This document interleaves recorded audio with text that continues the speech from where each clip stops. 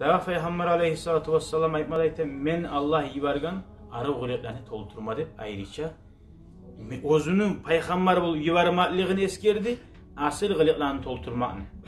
Asıl gılıklarını tolturmak birinçiliği uzakta Allah'ına inanmak, özü yaratkan, şu kuyda ata-anasına yaxşı bulup o başka işlerde. Son qaragiz, arı gılıkka nizatlar gide dağda. Nizattır arı gılık, arı gılık deb durasın. Birav inamay tursa, birav pisip. Asil adamını koyar bir adam var. O ise inamay turamsa da neçik ayta, tixin, balota, çerti, bozukça deyim neçik ayta. O iş yerine yetişmeyi turu, o inamay turan adam bilinmiyor. O yaxşı keyine tüzetmiyor adam inamay turamsa. Arı söylep de bilme tarih. İstiyse söyleme tarih. Al-kalam sifatul mutakallem. Adam söyleganına bilen neçik adam iken. Biravlar bu inamay turu bir söylegana söylemsin tutup canını alagan, açıttıragan. Lem yekunin nabi Peygamber sallallahu aleyhi ve sellem bulmadı dedi Abdullah bin Amr ayta.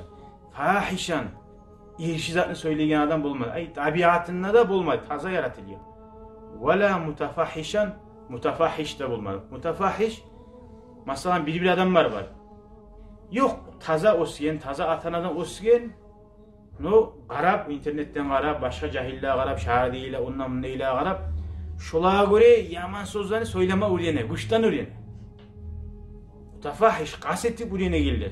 Peygamber'de öyle kasetip etmeye zatı olmadı. Yaman zakka bağı. Ve kâni yakul aytmada aytedi. Hiyarukum ahasinukum ahlakan. Sizin labi yaxşilarınız, asıl gılıklar bararınız. Aytmadı ola geçi tahajjud kılıp duragalarınız, daim orza tutup duragalarınız.